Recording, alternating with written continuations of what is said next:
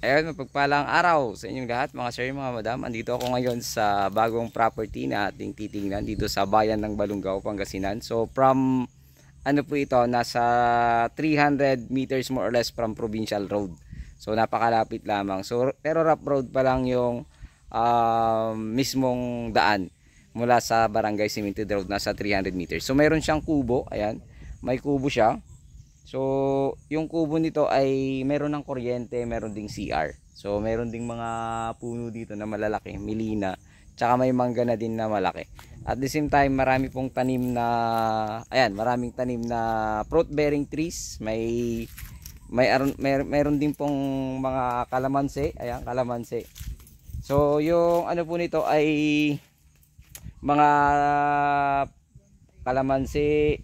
Marami po eh. Check ko po kung tara pasyalan natin. So ayun, may dalawang fish pan po ito. So 10,248 square meter. So 10,248 tama no kuya? Tapos located dito sa Balungaw, Pangasinan. May dalawang fish pan na yan. Pasyalan ko lang po. Tapos pwede kang magtanim-tanim dito ng ano. So itong property malinis na develop na ng ating seller.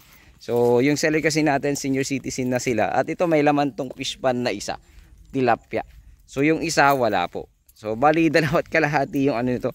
So may mga solar pong nakalagay dito. Kung makikita nyo may mga solar lights dito sa kanyang property. Naka diretso po dito sa may mismong fish pan. Ayan, sa daan. Sa daan na kasi yan nagtabi. So may mga ano siya, siniguelas. At may mangga ng malalaki, may mga acacia. Ayan, may mga saging, milina tree. Meron ding malalaki. Meron kang malunggay, so pwedeng ano, at meron pa pong mga bayabas. Ayan, kung makikita nyo, bayabas po ito. So may apat na mangga ito na malalaki na. Tapos syempre yung dalawang fish pa na sinabi ko kanina. Tapos meron po siyang 35 mango trees na katimon native. 2 year na, 2 taon na mula nung tinanim ito, kaya medyo matagal na rin. So may mga talisay po ito.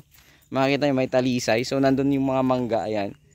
So habang bata pa ito, kung pwede nyo pong kung mabili nyo, ilipat nyo po yung iba para medyo lumayo. So nakikita ko kasi medyo malapit-lapit po dun sa pagkakatanim. Itong mga bayabas okay lang po eh. Okay lang po na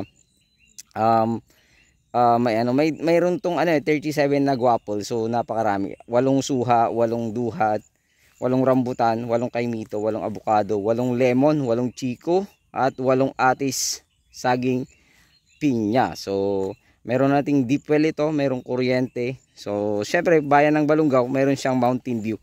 Makikita nyo po sa drone ko po yun. Dito sa part na ito, flood free area po. So, napaka gandang bahay bakasyunan. So dito sa part nito medyo maluwang pa, kaya pwede mong ilipat yung ibang mangga habang bata pa sila. Pero syempre medyo mahirap na siguro na ano. Sabagay itong mga katimon kasi mga maliit pa lang namumunga na, so pwede niya pong kahit hindi na ilipat. So ang tingin ko sa T-Flex ito, dalawa kasi yung daan nito. So pwede siya at least 10 to 20 minutes. Pero matagal na po yung 20 minutes from T-Flex Carmen exit. So sa bayan ng Balungaw, ganun din, nasa 10 minutes siguro. So ito yung mga bayabas, napakarami. Halos magkakatabi sila. Tapos kalamansi, kung makikita nyo. At mula sa Maynila ito, nasa ano lang po ito, 2.5 hours from Manila. Matagal na po yun. So mayroon po itong kasamang, ano rin po, may kasama po itong, kumbaga,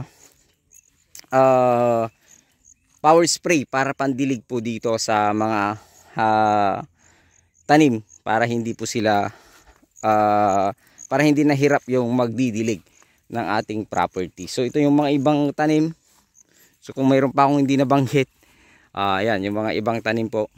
So kung makikita nyo, may kalahating fish pan po dito sa property. Ayan, kung makikita po ninyo, may kalahating fish pan. Pasyalan natin para po makita po ninyo. Diyan sa part na yan kasi medyo maluwang pa eh. Ewan ko, baka yung ibang tinanim dyan ay namatay lang siguro. So dito, ayan mga mangga. So halo po ito, native tsaka katimon. Ayan, ito yung mga iba. Ito siguro yung mga suha. So duhat doon, may mangga pa rin doon. Pasyalan natin para po makita ninyo. May rambutan po ito. So dito sa part na ito, naghati sila ng fish pan. Yung kabilang property. Pero yung kabilang property for sale din yan, ibablog po natin para po makita rin nyo mamaya. Kasi dito sa part nito, mangga pa rin. Mainit lang. Tsaga-tsaga sa pag-i-agent para po makabenta. So dito sa part na ito, duhat. Ito, duhat to. Magkakahilera yung duhat. Mangga pa rin yung dudo. So ito, mga suha siguro to. Suha. Ayan. Ito siguro yung suha. Tapos meron akong nakikitang rambutan nga. Chico, ayan, Chico, rambutan. Rambutan. Malalaki na tong rambutan nila. Hindi na ito kumbaga hindi na ito basta-basta mamamatay kasi naka-recover na yung kahoy niya. Basta lagi lang madidiligan syempre. Syempre may power spray naman. So meron siyang sampalok, meron siyang sampalok. Ilan yung sampalok niya? Isa, dalawa, tatlo yata o apat. So matured. So yung sinasabi ko kanina ito, meron siyang mga Melina tree, acacia tree, ipil-ipil, may mga ipil-ipil siya. Hindi tinanggal siguro nung dinevelop na kasi maganda naman po.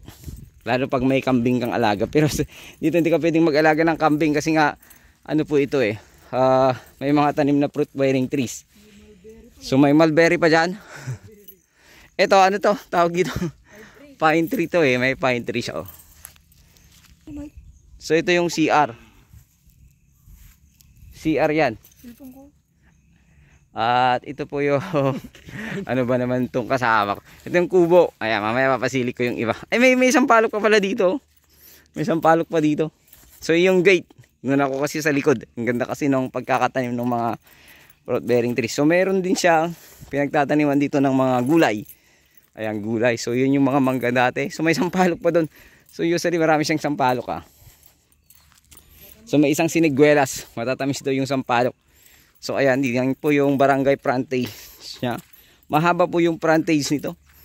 Siguro nasa nasa 60 meters. Mahigit. Mahigit po yung kasi mula doon sabi mo na 30. Nasa 70 to 80. Mahaba pa to. Malapad. Wait lang po, pasilip ko lang po sa inyo. Malapad pala to. Siguro nasa 100 pa. Oo, nasa 100 meters more or less ito sir, mga madam. Kasi mula pa dun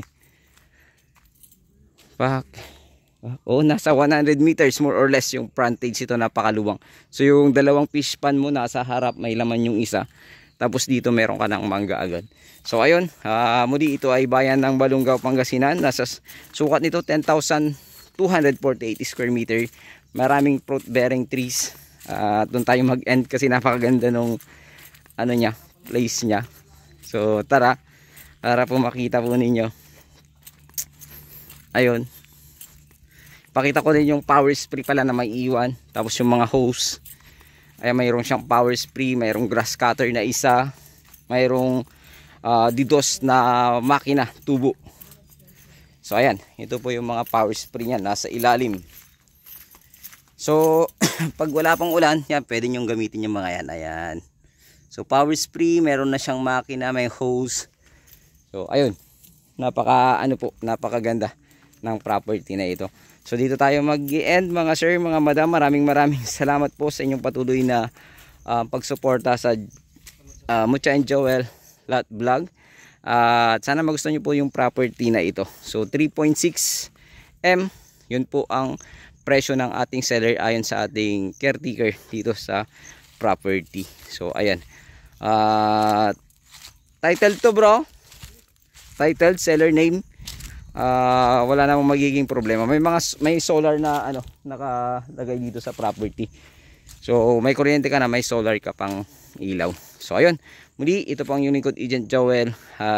Wag po kayong magsawang sumubaybay sa aking mga munting vlog. Maraming salamat po. God bless you all.